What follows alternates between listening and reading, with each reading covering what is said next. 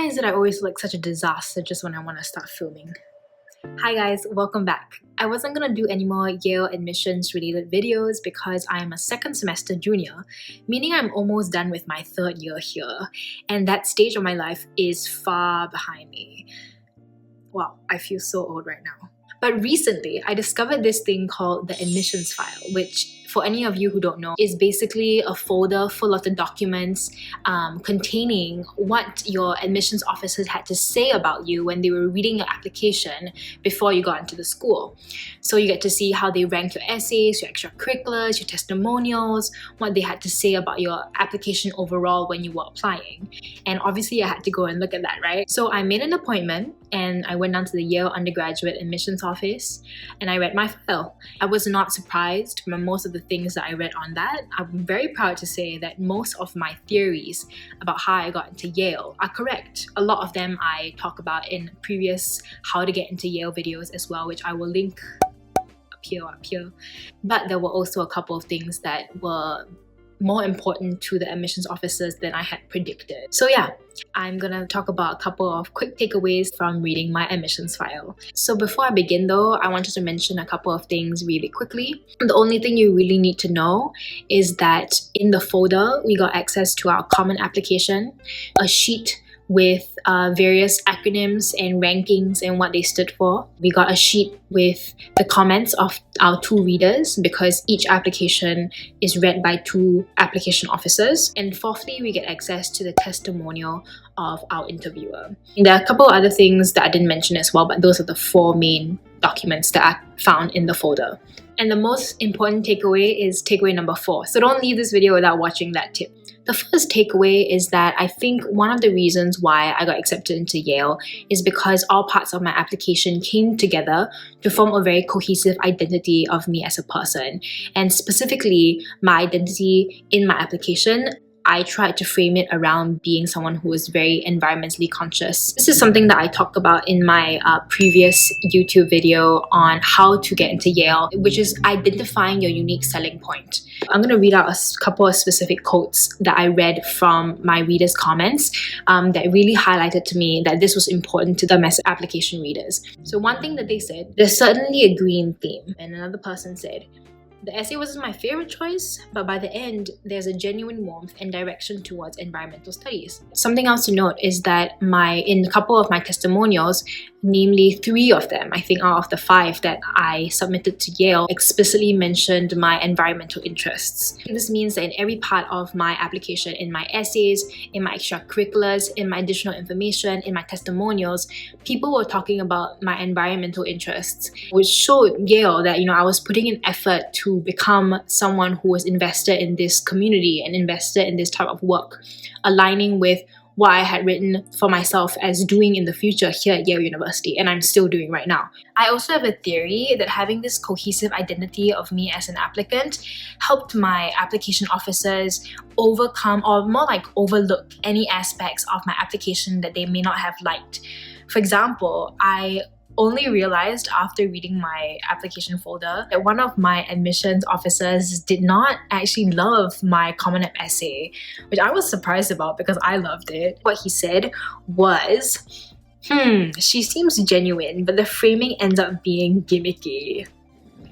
Well, personally, I really liked my essay, just saying. The voice behind the essay was literally me, and maybe that came across as gimmicky because sometimes I think I can't even take myself seriously. But my point is that even though it was not the perfect essay, the fact that I had a cohesive identity of who I was beyond that essay helped me maybe to stand out in relation to other students. The second thing that I noticed in my application file is the way they talked about me standing out in relation to other applicants in my country, in my school. So one of my readers said, there's more personality in this profile than most applications I've read from Singapore. And then he went on to say, in regular decision, this profile may have the added bonus of helping to diversify admission schools from Singapore.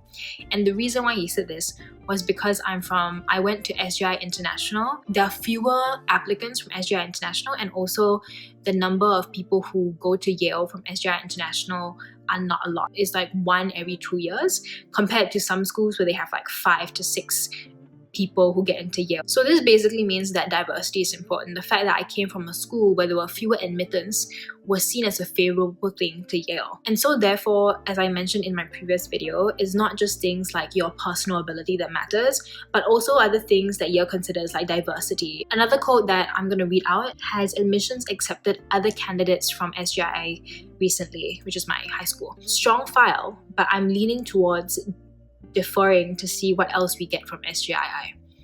So this is really coming down to an element of luck again, because if there were other very, very strong applicants from my school when I applied, there's a very good chance that I might not have gotten in. I actually mentioned this point in my previous video on how to get into Yale, when I talk about the element of luck and understanding that the application process is relatively arbitrary. One thing that I say, I'm going to read out, is the application process is quite unpredictable, and after a certain point, it really does come down to luck.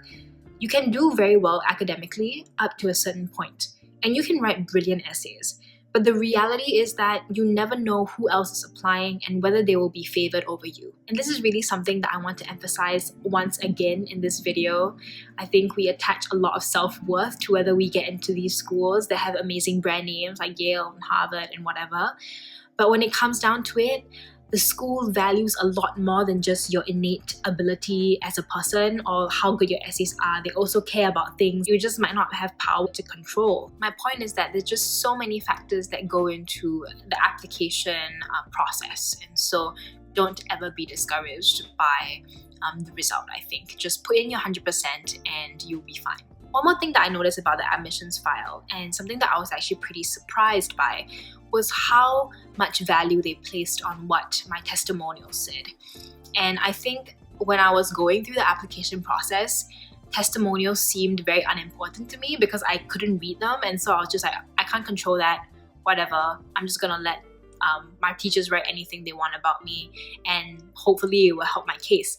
But apparently what my counselor said, what my 2 teacher recommendations said, all those things were actually highlighted quite a lot by the application readers. So for example, one of the application readers said, SGII's staff is genuinely impressed with her personality and drive. And also my interviewer said, I've done interviews for a few years and Victoria's interview was one of the most impressive. I also wrote in a bunch of other quotes, but I just picked these 2 because I think the main point that I'm trying to get at here is that you need to have multiple people saying good things about you, right? And I think that's a better display of your character than what you had to say about yourself. So I think the takeaway here then is to be like an overall good person, right? Like when you are going through high school, make sure that you are always performing your best and giving your 100% in everything that you do. And people will notice that. Your teachers will notice that. Your counselor will notice that. And just being really authentic, I think, in your interview, in your application, will mean that people around you will pick up on who you are and your personality. And I think one thing that really did help me in my application was basically have multiple people say the same thing about me in terms of my environmental passion, in terms of my responsibility and drive and my commitment to things, and all these things really shone through and showed the application readers that, hey, this is not just who she says she is, but she is actually this person. Another thing that was important that I put into my application almost without thinking was the scholarship that I had gotten. And I had gotten the scholarship and I just put it into my additional information. I just put it in like a little short blurb on the top. And I didn't think it would be that important, but it was something that my application officers actually picked up on. So be sure to put down anything that you think is important and relevant in the additional information. So the fourth and very interesting and I think important takeaway that I had is how much of an average applicant I was. And I got a sense of this when I flipped to the end of my applications file and I saw a bunch of rankings of me. So I'm just going to show it to you guys. So the rankings are 1 to 9. They rank your extracurriculars, your 2 teacher recommendations, your council recommendations, and they give you an overall ranking out of 4. For extracurriculars and recommendations, I got basically an average of 5.5 out of 9. And my overall rating is 2 out of 4, which is also average. And I think when I read this, I found it so amusing because when I applied, I knew that I was an average applicant. And this rating system, just proved me right. It proved that I was an average applicant, but I still got in. And even though I knew I was an average applicant, I think somewhere deep in my heart, I felt like I deserved the spot here, which is why I applied and why I tried it out.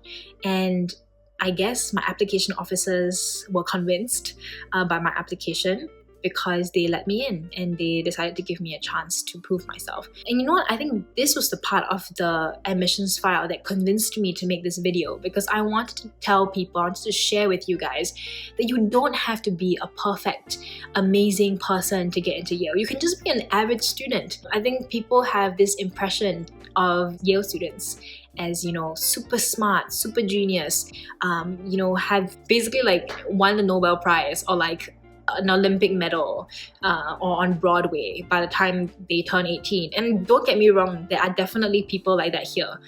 But there are also people like me, you know, people who are just normal high school kids who have a passion or are interested in something deeply and intellectually and want to explore that and want to grow as a person and as a student in an institution like this. I think people get very swept up in this image of Yale as this untouchable place, when it's really not. It's really, really not. Like, the people here are not as amazing as you think they are. I mean, there are definitely amazing people, but I'm sure you as well are capable of amazing, amazing things. And so don't forget that. I think I wanted to make this video to share that message with everyone who is afraid to apply because they feel they're not good enough. Because everyone starts somewhere, and there is no point in comparing your journey with anyone else's. You know, you deserve to be in this place as much as the next person. As long as you work hard and find a reason to prove that you deserve to be here. So for those of you who are still in the process of applying to Yale, I hope this video helps you and gives you a little bit more insight into how the admissions officers really do look at and regard applications. If any of you are applying to Yale in the next cycle, be sure to check out my other videos on my admissions essays, as well as how I got into Yale tips, which I will put up in the cards either here or here. I always get the directions wrong. Feel free to leave any questions, and I'll speak to you guys soon. Bye.